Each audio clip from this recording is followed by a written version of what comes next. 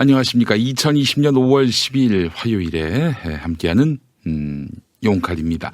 자, 오늘 용칼도 여러분과 함께 대한민국의 핵심 이슈, 또 핵심 이슈가 돼야 할 사안들 골고루 한번 짚어보도록 하겠습니다. 자, 오늘 첫 번째 섹션은요, 최악의 내로남불 윤석열 검찰총장. 검사들이 축출해야 한다. 평검사들이 축출해야 한다. 이런 취지의 칼럼 소개해드리고 또 저희 코멘트도 더 해보도록 하겠습니다. 자, 우선 광고부터 만나볼까요? 한신대학교 서울 캠퍼스 수유동에 있는 한신대학교 서울 캠퍼스, 이곳에 일반대학원 신학과 그리고 신학대학원 신학과가 운용 중입니다. 석박사 과정이 지금 운용되고 있는데 여러분 많이 관심 가져주시기 바랍니다. 안병모 서남동 문익환의 신학, 김재준의 신학 맛보고자 하시는 분, 그리고 아울러 한국기독교장로회라는 진보적 교단의 복사가 되고자 하시는 분들, 한신대학교 서울 캠퍼스 2020학년도 후기 신편입생 모집에 관심을 가져주시면 감사하겠습니다. 자, 그리고 훌륭한 이론을 장착한 시민운동, NGO운동에 선구자를 배출하는 사회혁신경영대학원 석사과정도 지금 모집하고 있는데요.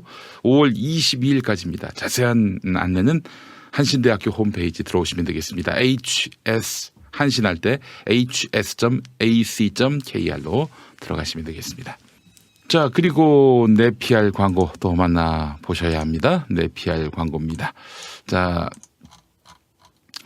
오픈 홍보 기념일 단체 선물이 필요하시다면 네피알을 참고하시기 바랍니다. 수건, 물티슈 같은 생필품부터 라이터, 티셔츠, USB까지 네피알에 없으면 다른 어디에도 없습니다. 그리고 이번 총선 압승을 기념해서 네피알이 이벤트를 마련했는데 180석 승리를 의미하는 180 이벤트입니다. 선착순 180분의 고객에게 커피 모바일 쿠폰을 증정하고자 합니다. 검색창에 네피알로 검색하시거나 전화상담 032-519-4800, 032-519-4800으로 문의해 주시기 바라겠습니다. 사장님이 정말 친절하십니다. 라고 해주셨습니다. 여러분들께 정말 소개하고 싶었던 칼럼입니다. 제가 한겨레를 많이 비판합니다마는 이분은 도저히 비판할 수가 없어요. 김희택 대기자, 논설위원이 아니라 이제 대기자 직함으로 바이란에 자신을 소개하고 계시던데요. 이분의 칼럼을 한번 천천히 읽어보실까요? 제가 이제 모습을 가려서 잠깐 사라지겠습니다. 네, 김희택 한겨레 대기자의 칼럼입니다. 워낙 내용이 좋아가지고 2페이지에 걸쳐서 소개를 해드리려고 합니다. 연예인 못지않은 인기를 누리던 유명 대학 교수가 갑자기 검찰에 구속됐다. 유미주의 문학작품이 하루아침에 음란물로 전락했다. 그 직전 한 언론사 기자들과 검찰 고위 간부의 식사 자리에서 그 작품이 도마에 올랐다. 음란물이니 단죄해야 한다는 목소리에 필 받은 그 간부가 수사를 독려한 사실은 한참 뒤에야 알려졌다. 그 교수는 대학에서 쫓겨났고 결국 비극적인 최후를 맞았다. 1992년부터 고 마광수 교수가 겪은 일이다. 그 대학 교수가 바로 마광수 교수였군요. 전 사실 92년이면 저 고3 때인데 이분의 문학 세계 이런 것들에 대해서 알고 있었겠습니까? 철학의 그 구조에 대해서 관심이나 있었겠어요? 이 변태 교수구나. 이렇게만 생각을 했죠. 그러나 그분이 쓰신 책을 제가 나중에 탐독하고 나서 이 양반은 정말 몇 세기를 앞서가는 분이구나 라는 생각을 했습니다. 아니 그가 모르는 게 있으면 얼마나 모르는 게 있겠어요. 우리보다야 정말 철학의 깊이나 인문학의 깊이나 비교할 수 없을 거 아닙니까? 그런데 그분이 그냥 한낱 변태로 몰려서 그래서 그렇게 구속되고요. 또 고난의 세월을 보냈습니다. 전 마광수 교수를 참 존경합니다. 예. 대표적으로 여러분 어려운 여러 책 볼 거 없고요. 여러분들께 추천하고 싶은 책이 있습니다. 마광수 교수의 비켜라 운명아 내가 간다라는 책이 있어요. 비켜라 운명아 내가 간다. 왜 그가 이렇게 유미주의 문학 작품을 썼는지, 뭐 다른 각도에서 보면 변태주의 작품을 썼는지 알 수 있어요. 비켜라 운명아 내가 간다. 제가 이걸 읽고 감동을 받았습니다. 뭘 알지도 못하고 그냥 겉으로 드러난 마광수의 그 글을 갖고 그냥 단순히 변태로 낙인 찍고 그걸 도태시키고 정말 우리 사회의 야만성이 고스란히 드러났습니다. 지금이야 마광수의 문학 세계가 우리 사회에서 용인될 것 같지요? 아닙니다. 또 우리 이런 변태주의 작품을 여혐으로 또 모는 그런 분들이 있을 거예요. 틀림없이. 마광수는 21세기에 들어서 또 한 번 단죄를 받을 겁니다. 등에 비수가 꽂힐 거예요. 하여간 그래도 그 마광수 작품을 검찰에 고소해서 이 사람 구속시키자 이런 얘기는 안 나오겠죠. 그러나 그 당시 90년대 초반만 해도 그렇게 생각했다는 이유로, 그렇게 글을 썼다는 이유로 마광수는 감옥에 갔습니다. 정말 어처구니 없는 그런 시대였어요. 여러분, 저는 그렇습니다. 국가보안법을 반대하는 이유가 뭐냐면요. 그게 무슨 반통일적이고 그래서가 아닙니다. 무슨 생각을 했다는 이유로 사람을 감옥에 집어넣는다? 여러분, 이게 가능한 얘기입니까? 뭔 생각을 했다고? 아니, 그 사람 그 생각은 그 사람 생각일 뿐이죠. 그게 우리 사회에 무슨 해악을 끼친다고. 그렇잖아요? 야, 넌 또라이구나. 이러고 넘어갈 일 아니에요. 그게 마음에 안 들면은 국가보안법 위반으로 해가지고 고난당하신 분들 중에 통일의 이상을 그린 분들이 또라이라고 말할 수 있는 분이 별로 없습니다만은 여간 또라이든 아니든 아니 그 사람 생각의 자유 아닙니까? 생각의 자유를 보장해 줘야 되는 거 아니에요? 참나. 하여간 당시 검찰 간부가 검찰 고위 간부 그 언론사 기자들 만나서 마광수가 변태 작가다 이런 얘기를 듣고 마광수를 구속해 버렸어요. 나 참 어처구니 없는 일입니다. 예. 자, 김희택 대기자 이야기는 마광수 이야기 아닙니다, 사실. 계속 읽어보겠습니다. 최근 조국 수사에 이은 윤석열 검찰총장 가족 종편 채널A 사건 수사의 황당한 진행 과정을 지켜보며 무소불위 검찰의 어두운 과거가 다시 떠올랐다. 예. 검찰은 지난 3년여 롤러코스터를 탄 듯 소용돌이의 한복판에 있었다. 전직 대통령 둘, 박근혜 이명박이죠. 그리고 전직 대법원장 양승태고요. 이 셋을 구속하면서 적폐 청산의 주역으로 박수받았다. 그러나 특수통 싹쓸이 인사는 검사 80%가 등 돌렸다고 할 정도로 심한 내부 반발을 불렀다. 그러니까 이제 특수부가 있고 공안부가 있고 형사부가 있고 그렇잖아요, 검찰이.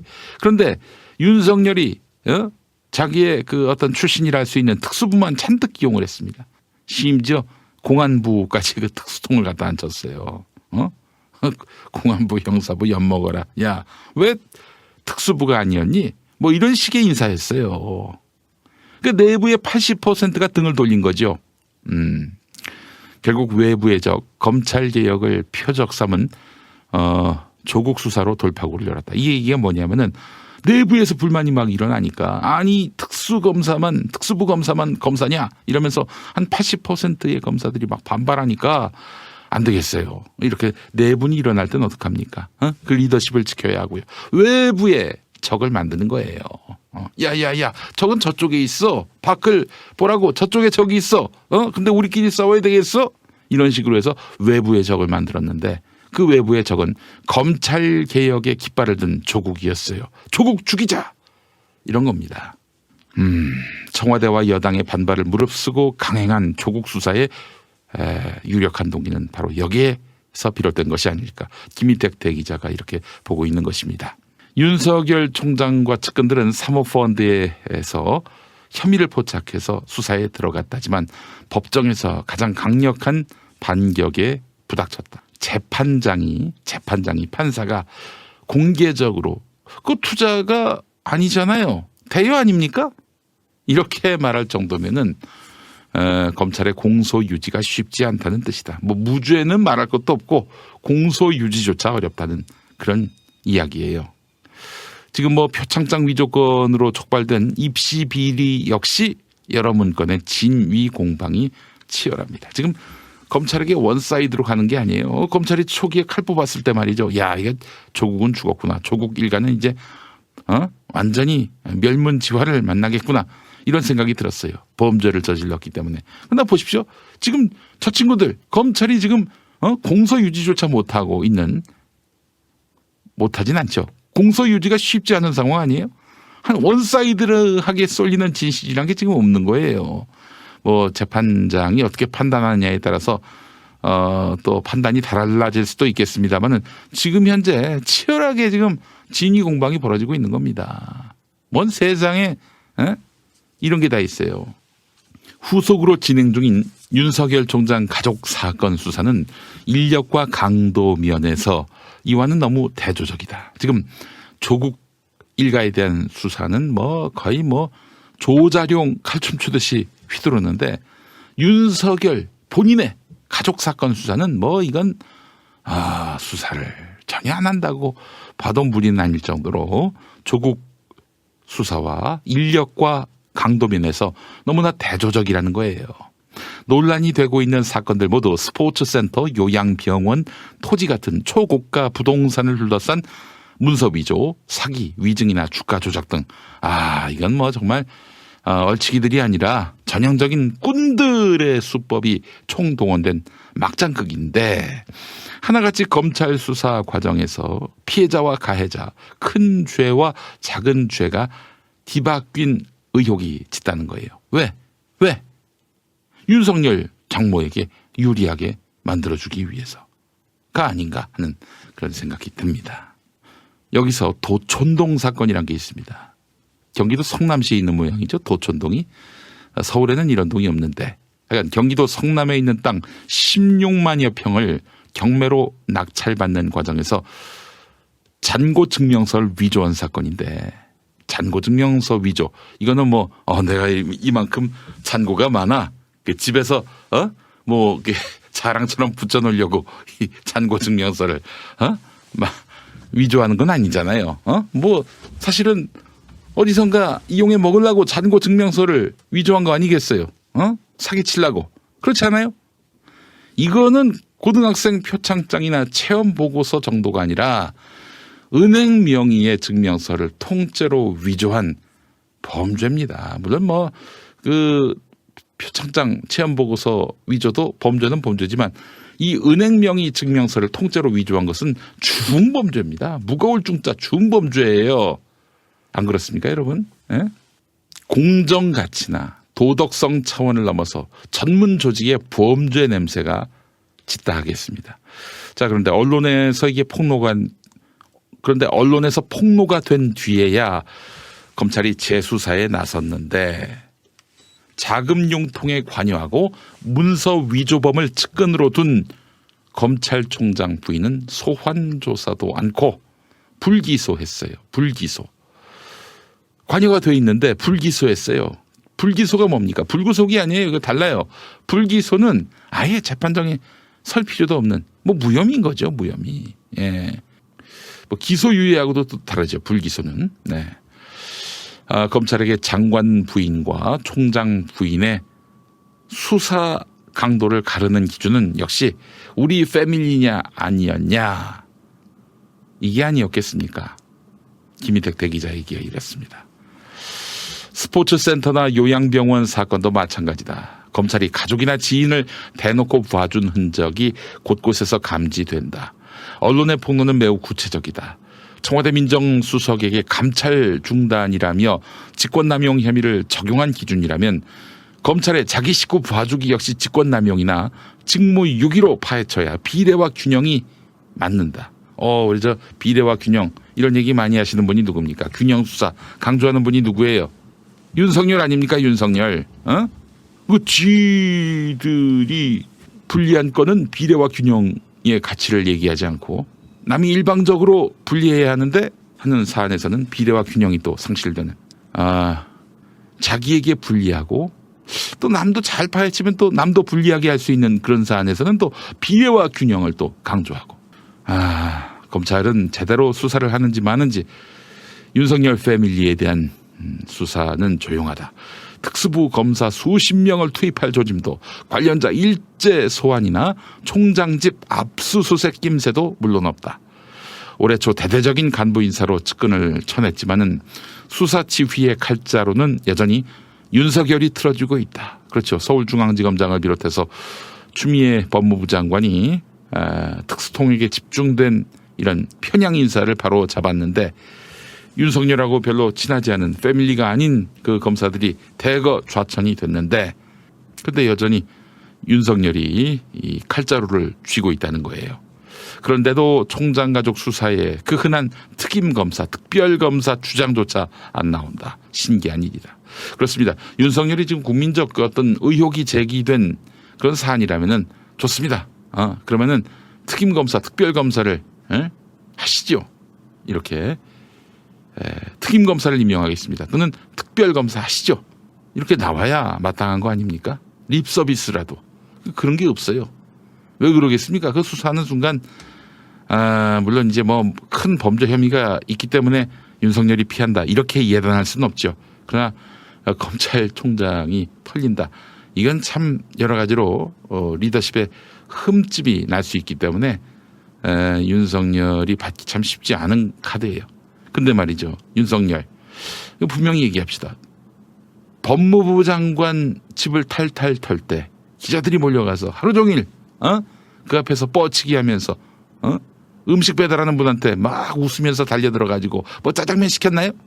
이렇게 해서 법무부 장관 업무를 수행할 수 없게 만든 당신이 자신의 그런 어떤 리더십을 걱정한다는 것이 말이 됩니까? 앞뒤가 안 맞는 거 아니에요? 채널A 사건은 또 어떻습니까? 김인택 대기자 얘기가 이렇습니다. 채널A 사건을 다루는 윤석열 총장의 행보에서 그 실마리가 엿보인다. 난데없는 균형 수사 주문이 진보 보수로 나뉜 언론과 세력 지형의 갈등 구조를 이용하겠다는 포석이 아닐까. 그러니까 지금 채널A 사건은 아무리 봐도 자기한테 불리한 사건이에요. 그렇잖아요. 자기 최측근 검사가 연계돼 있고 오랜 또 검찰의 또 언론의 관행인 검언유착, 그 일말이라도 드러나봐 무슨 개망신을 당하겠어요. 그러니까 야야야 채널A만 파지 말고 이거 보도한 MBC도 파라고. 이렇게 하면은 물론 양식이 바른 분들은 검찰을 비판하겠죠. 그러나 아직 우리 사회가 이렇게 조선일보 태극기류와 나름대로 촛불 시민 이렇게 갈려 있는 상황에서 저 적폐 쪽에 막 응원을 받을 수 있는 거 아니에요. 그러면 이게 정의와 불의의 문제가 아니라 좌와 우의 문제가 돼요. 예, 이렇게 해서 어떻게든 최대한 이용해서 자기의 현재 지위를 유지하고자 하는 것이 아닐까.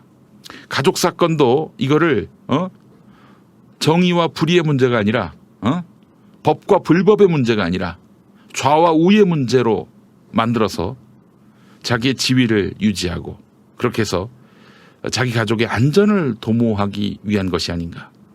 그게 맞다면 윤석열 그 이름이 너무나 초라해진다라고 김인택 대기자가 말을 했습니다. 예, 좋은 칼럼이에요. 한겨레에서 이런 칼럼이 나왔다는 것만으로도 참 놀라운 일이고 반가운 일인데, 또 김인택 대기자의 이런 논리도 아주 항상 뭐 제가 칼럼을 읽을 때마다 박수를 보내지 않을 수가 없습니다. 좋은 칼럼 잘 읽었습니다. 장관 가족 대 총장 가족이란 오늘 김인택 칼럼 소개를 해드렸습니다.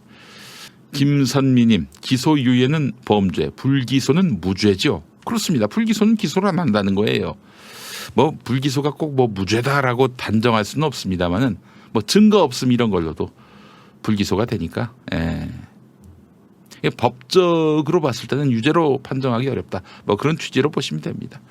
기소유예는 어쨌든 잘못은 저질렀는데 이거 가지고 뭐 재판까지 가는 건 좀 그러니까 당신 차례 뭐 이런 의미의 기소유예를 하겠습니다. 예. 그래요. 정말 참. 그래서 제가 하고 싶은 얘기가 있습니다. 여러분, 뭐 우리가 아무리 그냥 목소리를 높여서 검찰청 앞에 가서 촛불을 들어서 말들을 윤석열 같으면은 윤석열이 이러겠습니까?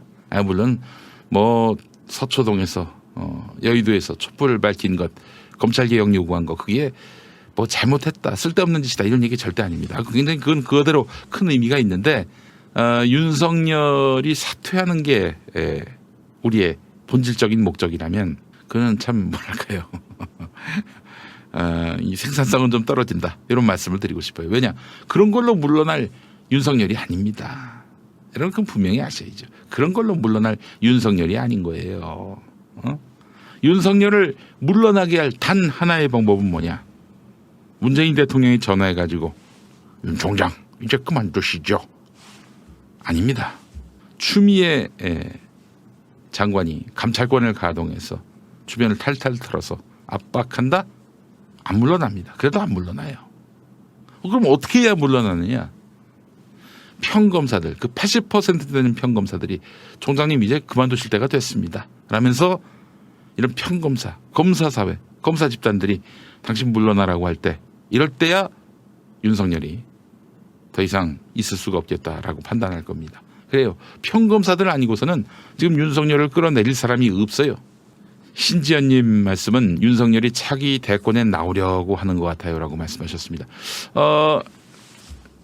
정확하게 보셨어요. 그러니까 지금 이 모든 문제를 말이죠. 좌우의 문제로 만들어 버리잖아요. 윤석열이. 불법 그리고 불의의 문제를 좌파가 우파를 공격하는 그런 수단으로 지금 오도하고 있어요. 참 이 사람 정치권 다 됐습니다. 윤석열. 그래서 이제 평검사들이 일어나서 총장님 더 이상 검찰 망신 그만 시키시고 집에 가시죠. 집에 가세요. 이럴 때 연판장 돌리고 검사회의 열고 그러면은 우리 성렬이 형은 집에 가실 수밖에 없습니다. 우리 평검사님들 한번 생각해 보세요. 지금 윤석열의 저런 도덕성으로 그리고 저런 행동으로 누가 봐도 대권 행보인데, 신지연님 말씀처럼 누가 봐도 대권 행보인데 저 방치하면은 검찰 개망신을 당합니다. 이제 검찰은 나락으로 떨어질 수밖에 없어요. 에라이 문재인 정권 엿먹어봐라. 이러면서 윤석열이 계속 그 자리에 있어야 된다. 그럴 검사님들은 없을 거예요.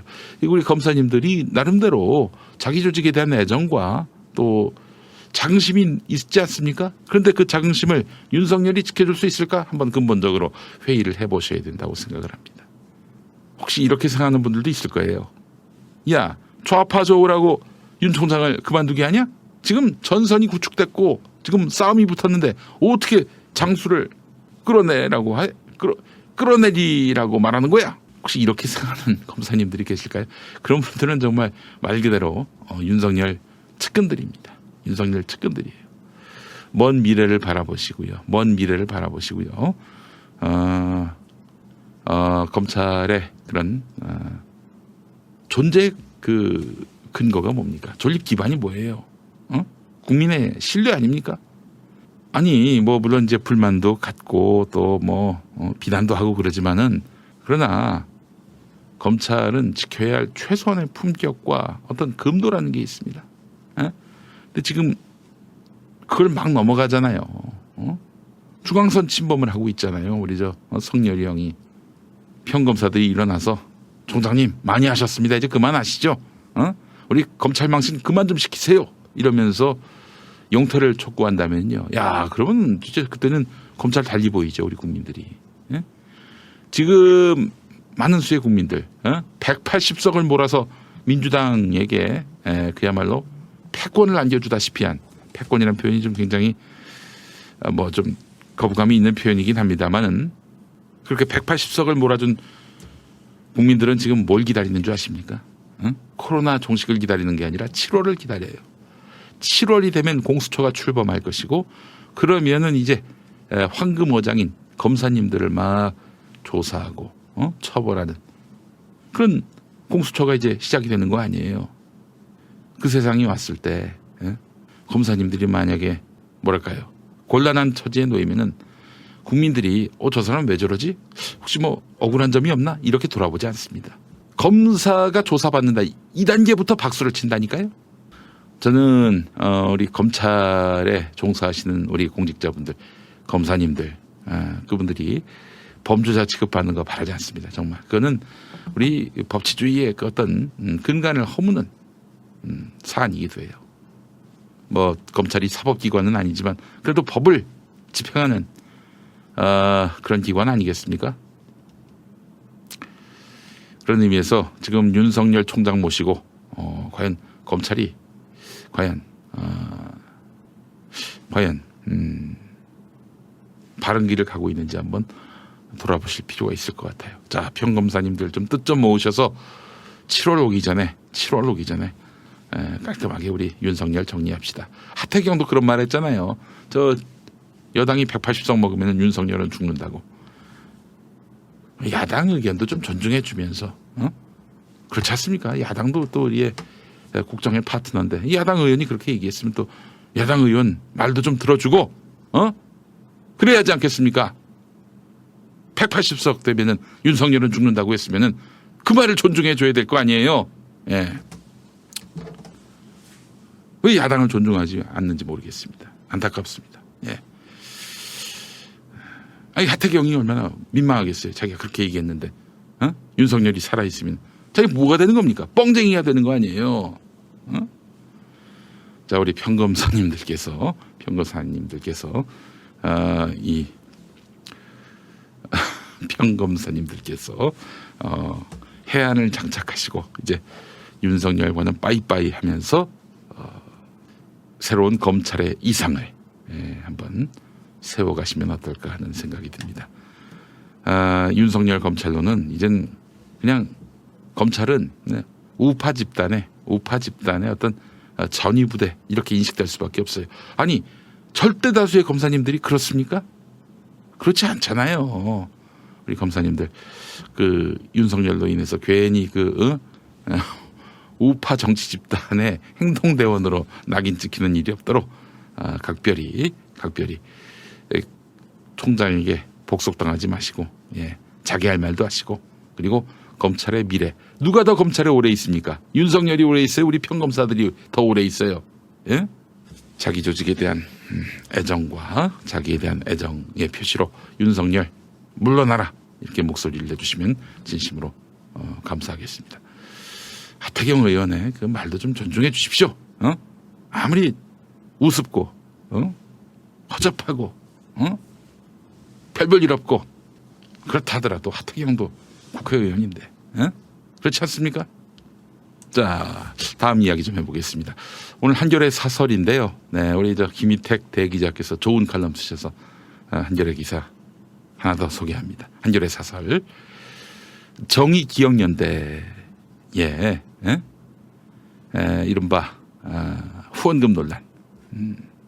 이용수 피해자 할머니께서 문제 제기하셨던 부분인데 이것이 정의기억연대를 좀 더 정의롭게 좀 더 투명하게 만드는 그런 계기로 삼았으면 좋겠다는 생각이 드네요. 자, 사설 내용 소개하겠습니다. 정의기억연대가 어제 기자회견을 열어서 일반 기부금 가운데 평균 41%가 피해자 지원에 쓰였으며 나머지는 위안부 문제 연구, 추모 사업, 역사 교육 등에 사용됐다고 설명을 했는데 이거 말이죠. 이거 뭐 이제 와서 해명한 게 아니에요. 이거 정의기억연대가 법인입니다. 또한 제가 알고 있기로는 서울특별시에 아마 등록이 됐을 텐데 다 감사받습니다. 우리가 예산 어디다 쓰겠습니다라고 미리 보고하고요. 거기다 썼는지 안 썼는지 또 결산을 받습니다. 예산대로 안 쓰면은 불이익 당해요. 뭐 더러는 이제 좀 이해가 안 되는 부분이나 의혹이 좀 합리적인 그런 예산 집행도 있었던 것 같습니다만은 이걸 누가 삥땅을 쳤다든지 부도덕하게 썼다든지 목적 외에 딴 데다 갖다 썼다든지 그 구체적인 정황이 드러난 건 없어요. 자, 보겠습니다. 야당과 일부 보수 언론이 윤미향 당선자 딸의 미국 유학비 관련 의혹을 제기했는데 윤 당선자는 간첩 조작 사건으로 재심에서 일부 무죄를 받은 남편의 형사 보상금 등으로 유학비를 마련했다고 해명했습니다. 해명했네요. 제기되는 의혹에 대해서 정의기억연대와 윤미향 당선자는 소상하게 설명해서 진위를 밝히고 정의기억연대 운영 과정에서 미흡한 점이 있다면 개선하는 계기로 삼아야 한다. 하지만 이용수 할머니의 발언을 빌미로 위안부 인권운동을 흔들려고 하는 정략적 의도는 단호히 배격해야 한다. 누가 흔들고 있습니까? 바로 야당과 일부 보수 언론, 말하자면 조선일보죠. 이들은 윤미향 당선자를 공격하면서 박근혜 정부 때의 한일 위안부 합의를 정당화하려는 그런 행태까지 보이고 있는데 바로 이 점입니다. 이들은 윤미향 당선자가 2015년 12.28 한일 위안부 합의 내용을 사전에 외교부로부터 듣고도 위안부 피해자들에게 알리지 않아서 합의가 무산된 것처럼 주장한다. 하지만 외교부의 검증 태스크포스 보고서를 보면 당시 정부는 피해자 단체와 접촉은 했지만 최종적 불가역적 해결 그리고 국제사회에서의 일본 비판 자제 등 핵심 내용은 구체적으로 설명하지 않았다. 아, 그래요? 오늘 또 새로운 사실을 알았네. 그러니까 여러분, 그 12.28 한일 위안부 합의가 뭐가 잘못됐습니까? 이제 위안부 피해자 문제, 일본군 성노예 문제, 이거는 여기서 그냥 끝내자. 더 이제 시비 걸지 말자. 한국 입 닥쳐라. 앞으로도 일본 비판하지 마라. 이거를 피해자한테, 즉 윤미향 당선자한테 알려주지는 않았다는 거예요. 이게 핵심인데 핵심 내용을 구체적으로 설명하지 않았어요. 한일 간에 지금 뭔가 협상이 이루어지고 있다. 이거는 보도를 통해서 다 알고 있었지만은 핵심 중에 핵심이고 온 국민을 놀라게 만들었던 최종적 불가역적 해결. 그러니까 최종적 더 이상의 이런 협상은 없다. 더 이상의 합의는 없다. 불가역적. 과거로 돌아갈 수 없다. 이런 식의 결론을 내린 것. 온 국민이 놀랐죠. 근데 이거는 윤미향 당선자가 몰랐다는 거예요. 그러면 이건 핵심을 알려준 게 아니었네. 핵심을 알려준 게 아니었어. 그리고 윤미향 당선자가 말이죠. 거부를 했고 이용수 할머니도 거부를 했습니다. 큰 문제가 될 수가 없는 거예요. 그러니까 핵심적인 내용을 윤미향 당선자가 듣지 못한 상황에서 이용수 할머니한테 이야기하지 않았다. 이게 왜 문제가 될까요? 핵심을 모르는데 모르는 내용을 어떻게 이용수 할머니한테 말씀을 안 드렸다고 비판할 수 있냐 이겁니다. 위안부 인권 운동은 지난 30년 동안 수많은 피해자 활동가 시민들이 함께 노력해서 일궈온 세계사적인 인권 운동이다. 그렇습니다. 오랜 세월 침묵을 강요당한 피해자들이 1990년대 한국 사회의 민주화와 함께 입을 열고 활동가들과 연대해서 역사적 변화를 만들어 왔던 것입니다. 네, 내용을 보니까 윤미향 당선자와 이용수 할머니 사이에 뭔가 신뢰에 금이 간 것 같습니다. 그렇다고 해서 일본군 성노예 피해자 인권운동이 무의미한 거가 됩니까? 몰같이 하게 된 거예요? 아니죠. 지금 조선일보 아주 신나게 부채질합니다. 왜 그러겠어요? 이 집단이 친일 집단이기 때문에 그렇습니다. 역사가 입증하고 그들의 논조가 입증하는 바입니다. 이용수 할머니의 발언은 경청해야 하지만 이를 악용하려는 시도는 용납되어서는 안 된다. 이번 논란을 우리 사회가 위안부 인권운동의 의미를 성찰하고 일본의 진정한 반성과 사과, 피해자 치유에 기초한 해결이라는 목표를 향해 다시 손을 맞잡고 나아가는 계기로 삼아야 한다. 네, 이 말씀 전폭적으로 공감합니다. 네. 이 지금 논란도 내가 봤을 때는 큰 비리, 비위 그리고 부조리가 있었다고 볼 수는 없어요. 보기에 따라서는 오해가 발생한 것일 수도 있는 건데 이걸 아주 신났다고 떠벌리고 말이죠. 그래서 위안부 피해자 할머니들과 운동가인분들의 그 틈을 벌려가지고 그렇게 조선일보의 이익, 한국과 일본의 우파의 이익, 결국 아베의 이익을 위해서 봉사한다면은 이건 말이 안 되는 거죠. 예, 여러분들도 뜻을 모아주시기 바라겠습니다. 네, 참 이 이슈는 정말 그래요. 이렇게 논란이 있는 사안에 대해서는 우리가 좀 마음을 건조하게 한 다음에 이 사안을 바라봐야 된다고 생각을 합니다. 듣고 싶은 것만 듣지 않고요. 또 듣기 불편하다고 귀닫지 말고요. 다 들어봐야 됩니다. 다 들어봐야 돼요. 네. 경향신문 이기수 논설위원 칼럼, 또 다른 경향신문 외부 기고 칼럼 소개하면서 일부를 마무리하려고 하는데요. 자, 한번 만나보겠습니다. 제가 또 이 칼럼을 가리고 있네요. 자, 보시죠. 김대중 정부 마지막 해 10월, 그러니까 2002년 10월이죠. 겨우 첫 발을 뗀 매달 넷째 주 토요 휴무제. 그리고 2년 뒤 노무현 정부에서 주 5일 근무 수업으로 정착됐고 지금은 주 52시간제로 한 발 더 나갔다. 그렇습니다. 김대중 대통령부터 시작한 주 5일제였어요.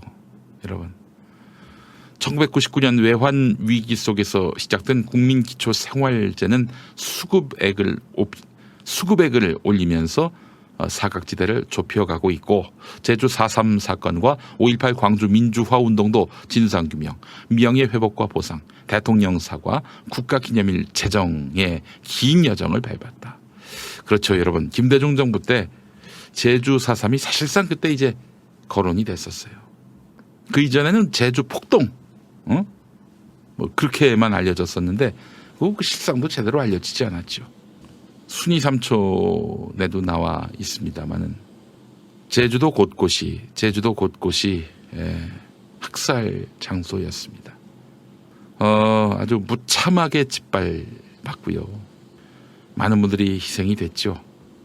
그 제주도는 삶의 공간이면서 또 트라우마를 자꾸 만들어내는 그런 고통의 장소였습니다. 실제로 제주도 살다가 그거 못 견뎌가지고 딴 데로 이사 가신 분들도 있었다고 하더라고요. 상당하다고 하더라고요. 자, 그런 제주의 가려진 그런 역사적 아픔을 드러낸 정부가 바로 김대중 정부입니다. 제주 4.3 기념일. 네, 그래서 나중에는 노무현 대통령 들어서 대통령이 제주도에 가서 사과를 했습니다. 그리고 국가기념일 제정으로 해서 4.3이 명예회복되고 있어요.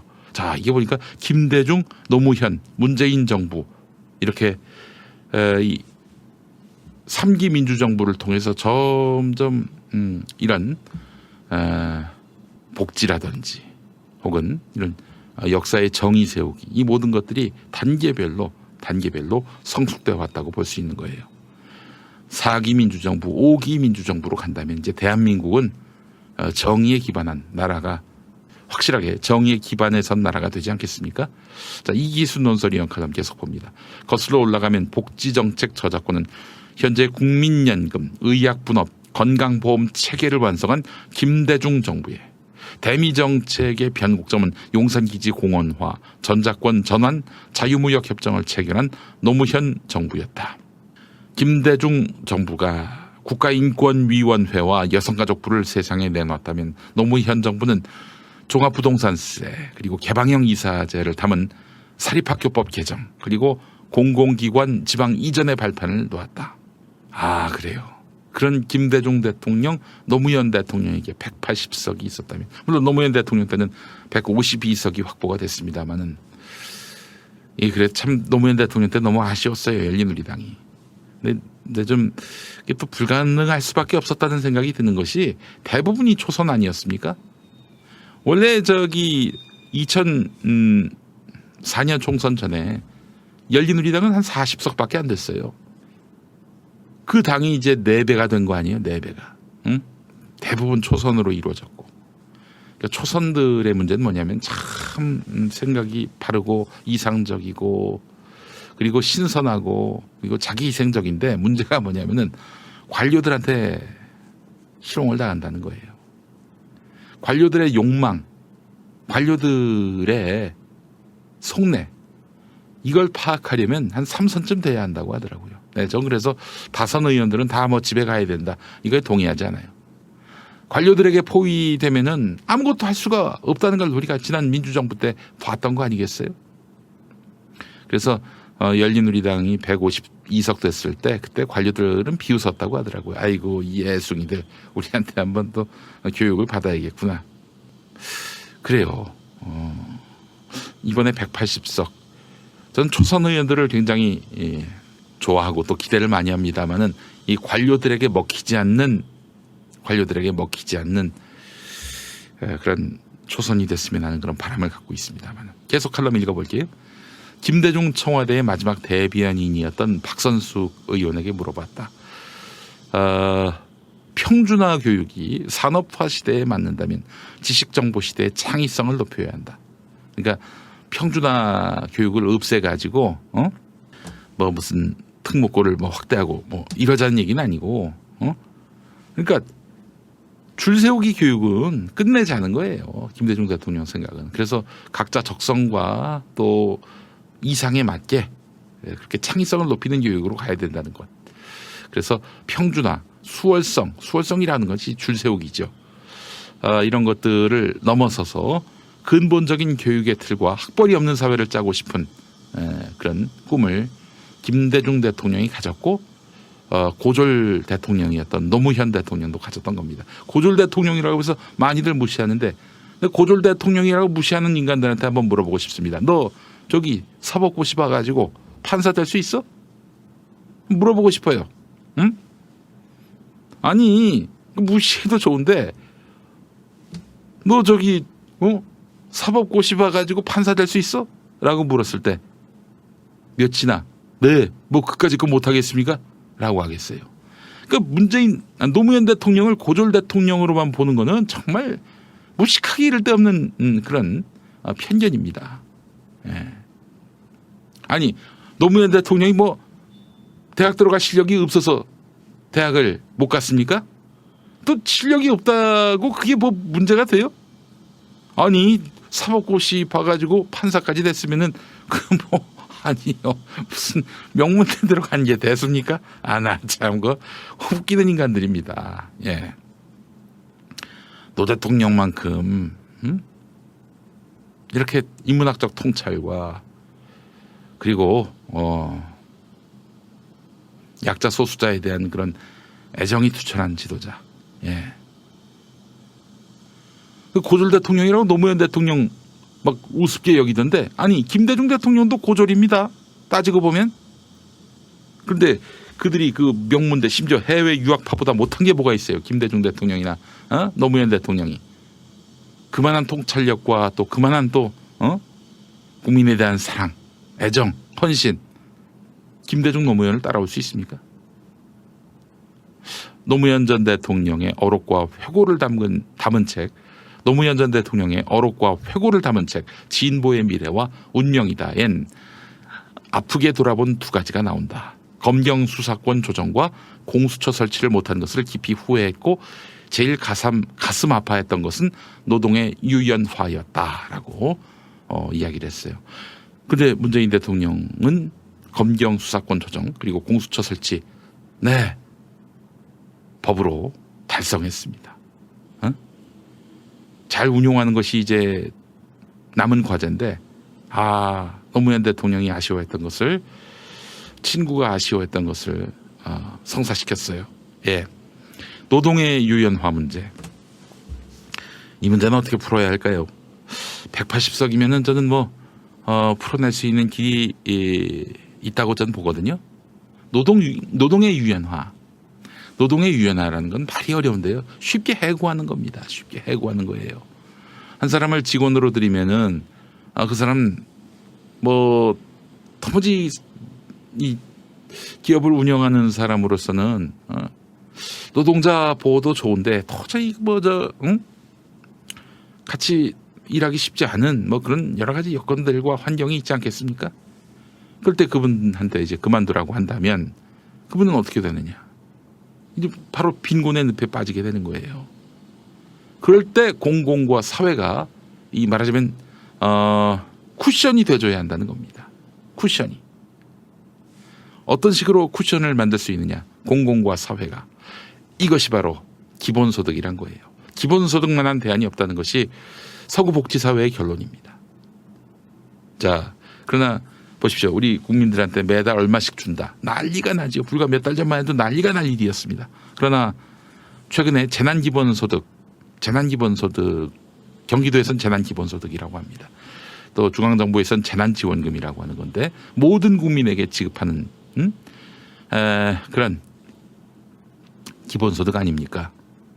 이거 여러분 성공하면요 우리는 복지사회에 성큼 다가가게 됩니다. 그러나 만약에 이게 실패한다면 자 보십시오. 조중동 앞으로 이거 저기 재난지원금 줘봤자 아무짝에도 쓸모가 없었다. 이렇게 부채질을 할 거예요. 이런 식으로 말을 막 만들어낼 겁니다. 왜냐? 기본소득은 그들은 절대 받을 수 없는 방안이거든요. 노동의 유연화를 통해서 이들은 해고를 쉽게 하는 그런 세상을 바라는 정도가 아니에요. 고용권을 자기들 손에 쥐면서 노동자들의 운명을 좌지우지하고 싶은 거예요. 그 권력을 놓지 않으려고 하는 겁니다. 그래서 노동의 유연화 얘기하는 더불어민주당 당선자도 있는데 그분 기본소득 얘기 안 하면 저는 저 사람은 저기 미래통합당 갈 사람이라고 여기겠습니다. 아니 노동의 유연화 그래 해고를 쉽게 하는 거 그거 지지한다면은 그 해고된 사람들이 생계는 이어갈 수 있는 기본적으로 인간의 품위는 지킬 수 있는 그 길은 마련해 줘야 되는 거 아닙니까? 그 쿠션은 만들어 줘야 되는 거 아니에요. 자 그렇기 때문에 기본소득이 전 답이고 그래서 이번 재난기본소득이 반드시 성공을 해야 됩니다. 어제도 제가 경기도 시흥시 돌아다녔는데 와 보니까 정말 괜찮습니다. 우리 소상공인 지역 자영업자분들의 그 얼굴이 폈어요. 예. 제가 전전주에 용인을 돌아다녔는데 2주 만에 이제 시흥을 돌아다녔는데 효과가 확실하게 지금 돌고 있다는 것이 느껴졌습니다. 그러나 보십시오. 조중동은 분명히 이거 실패한 정책이라고 얘기할 겁니다. 왜 그딴 식의 쓸데없는 보편적인 복지 지출을 하느냐 막 이렇게 얘기를 할 거예요. 예. 재난기본소득이 재난기본소득으로만 그치는 것이 아니라 결국에는 노동의 유연화, 4차 산업혁명 시대에 일자리가 줄어드는 이런 고용 환경 속에서 복지사회로 가고자 할 때 피할 수 없는 우리의 과제가 될 것입니다. 예. 내가 좀 일을 쉬더라도 굶을 걱정 안 해도 되는 사회. 굶을 걱정 안 해도 되는 사회. 그런 사회를 노무현 대통령은 굉장히 아쉬워했고 이제 문재인 대통령은 그런 사회를 만드느냐 만들지 못하느냐 이 기로에 서 있는 겁니다. 총선 직후 사방에서 권고한 겸손한 권력은 조심조심 지지율 관리나 하라는 얘기가 아니다. 이기수 논설위원 이렇게 말합니다. 2020년의 대한민국도 다를 게 없다. 갈 길이 먼 전국민 고용안전망. 그래요. 전국민 고용보험 가입하게 하자. 이런 얘기가 지금 나오고 있잖아요. 뭡니까? 그러니까 지금은 이제 어떤 특정 4대 보험이 되는 기업에 들어가야 고용보험에 들어갈 수 있는 건데 전국민 고용보험에 들게 된다면은 비자발적인 퇴직을 할 경우에는 이제 국가가 이렇게 실업수당을 주는 거 아니에요 한마디로. 넘어진 데서 또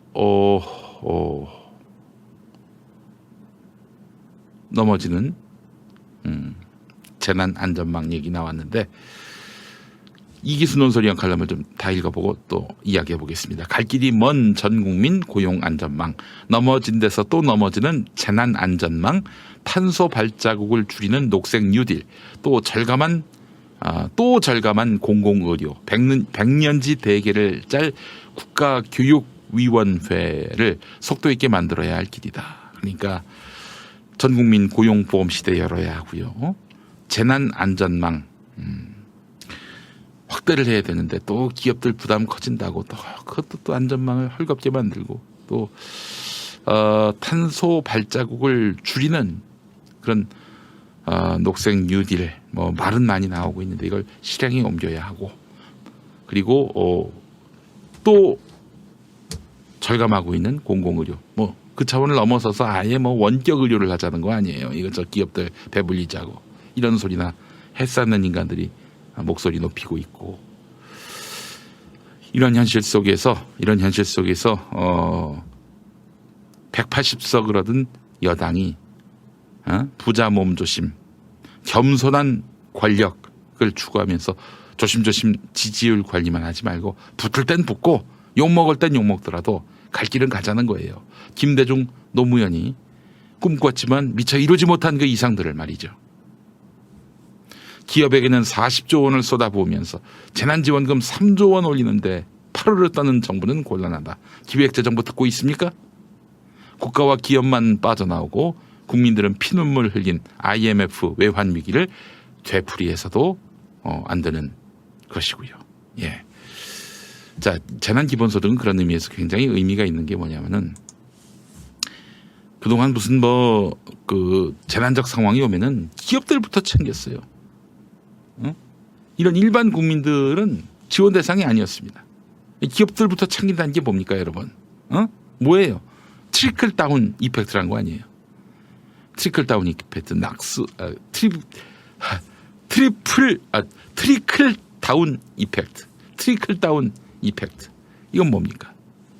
위에서부터 이제 물을 부으면은, 위에서부터 이렇게 물을 쫙 부으면은 이게 막 몸에 흘러내려서 밑바닥까지 간다. 이게 이제 트리클 다운 이펙트 아니겠어요? 이게 뭐를 말합니까? 무슨 뜻이에요, 그게? 무슨 뜻이긴? 부자들한테 지원 많이 해주면은 부자들이 뭐 열심히 쓰지 않겠느냐? 그러면 일반 중소상공인, 자영업자들, 이 사람들한테도 이제 이 돈이 돌지 않겠느냐 이런 얘기입니다. 개소리 이미 드러났지 않습니까? 수십 년 전, 수백 년 전은 아니고요. 수십 년 전부터 이미 그거는 서양에서부터 탄핵당한 이펙트예요. 그런데 그걸 아직도 이 붙잡고 말이죠. 국민들한테 쥐어주고, 야 국민들 너희들이 한번 좀 써라 돈을. 상점 가서 물건도 사고 서비스도 즐기고 그래라. 그랬더니 돌고 있잖아요. 지금 돈이 경기도에서. 우리 정부 곳간 열쇠 쥐고 계신 우리 기획재정 관료 여러분 생각 좀 바꾸세요. 발상의 전환 좀 하시라고. 왜 기업들만 지원해 줍니까? 40조를 팍팍 부으면서 뭐 달라진 게 뭐가 있어? 기업들이 그 돈 받아가지고 금고에 넣었더니 돈이 안 돌잖아요. 지금 전국민 재난지원금 3조 원 올리는 것 같고도 팍 떨면서 그냥 새가슴인 겁니까? 아니면은 그냥 정신이 없는 겁니까? 아니면은 당신들 태극기 저쪽입니까? 아 정말 참 답답한 사람들입니다. 그러니까 제가 누차 얘기하지만은 이 관료들을 상대로 해가지고 맞짱 뜰 수 없으면은 그런 사람은 뭐 국회의원 해봤자 뭐 소용이 없다. 국민들에게 별 도움이 안 된다. 이런 말씀 드리고 싶습니다. 관료들의 욕망을 정확하게 간파하고 그 관료들의 욕망에 앞서서 민생을 우선시하고 끝내 그 관료들을 상대로 민생을 관철해낼 수 있는 국회의원들이 더불어민주당, 더불어시민당, 열린민주당에 가득하기를 바라는 마음 가져봅니다. 하나만 더 보고 첫 번째 섹션 마치겠습니다. 오늘 좀 길어지죠? 준비한 게 많습니다. 홍찬숙 서울대 여성연구소 객원연구원의 기고문인데 괜찮아요. 좋은 칼럼입니다. 코로나19 이후에 대한 정부 구상, 경제만 있고 사회가 없다. 며칠 전에 이제 그제지요. 문재인 대통령 담화로 윤곽이 드러난 코로나19 이후에 대한 정부의 구상은 디지털화와 전국민 고용보험으로 요약되는데 근데 이게 지나치게 경제 산업 일변도라는 거예요.